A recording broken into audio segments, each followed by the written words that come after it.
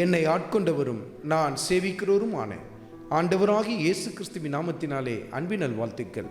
கிறிஸ்து இயேசுவுக்குள் மிகவும் பிரியமான அன்பு சகோதர சகோதரிகளே, செப்பனியா தீர்க்கதரிசியின் புத்தகத்தில் 1வது அதிகாரத்தில் 9வது வசனத்தை குறித்து கொண்டு தியானித்து பாருங்கள்.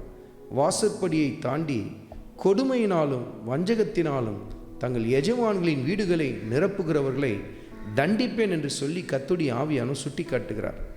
யாரை குறித்து கர்த்தருடைய ஆவியானவர் இங்கு உணர்த்தி காட்டுகிறார்?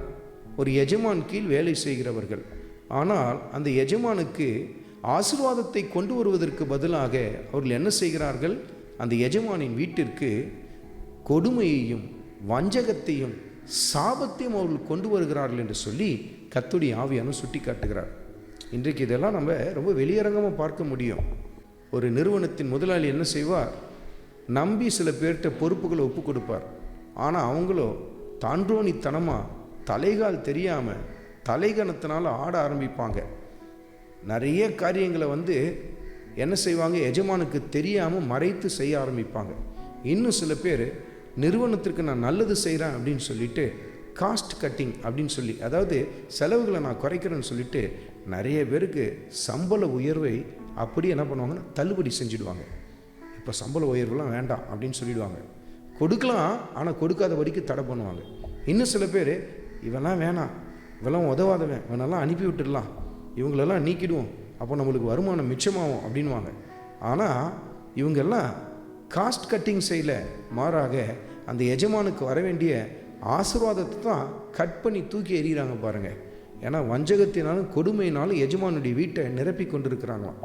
எஜமான்களே விழித்து கொள்ளுங்கள், ஏனென்றால் இப்படிப்பட்டவர்கள் உங்கள் நிறுவனத்திற்கு லாபத்தை அல்ல சாபத்தை தான் சம்பாதித்து கொண்டிருக்கிறார்கள். உங்களிடத்தில் வேலை செய்கிற ஊழியர்களுக்கு சரியான முறையில் சம்பளத்தை கொடுங்கள். சில பேர் சொல்கிற காரியத்தை கேட்டுக்கொண்டு அல்லது நீங்கள் நியமித்திருக்கிற அதிகாரிகள் சொல்லுகிற காரியத்தை ஒருதலை பட்சமாய் விசாரித்து உடன்தானே தவறான தீர்ப்புகளை நீங்கள் செய்ய ஆரம்பிப்பீர்கள் என்று சொன்னால் அவர்கள் வீடுகள் அல்ல, உங்கள் வீடுகளுக்குத்தான் வஞ்சகமும் கொடுமையும் குவியும் என்று சொல்லி கர்த்தருடைய ஆவியானவர் சுட்டி காட்டுகிறார். எஜமானும் பாதிக்கப்படுகிறான். அது மாத்திரமல்ல, இப்படிப்பட்ட கேட்டை செய்கிறவர்களை நான் தண்டிப்பேன் என்று சொல்லி கர்த்தருடைய ஆவியானவர் சுட்டி காட்டுகிறார்.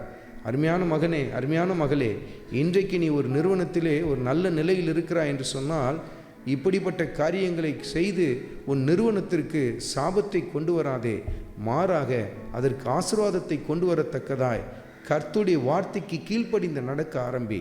கர்த்தர் அங்கு உன்னை ஆசீர்வதிக்கிறது மாத்திரமல்ல, உன் நிமித்தம் நீ எஜமானின் வீட்டையும் கர்த்தர் அந்த இடத்திலே ஆசீர்வதிப்பார். ஆண்டவராகிய இயேசு கிறிஸ்துவின் கிருபை உங்கள் அனைவரோடும் கூட இருப்பதாக.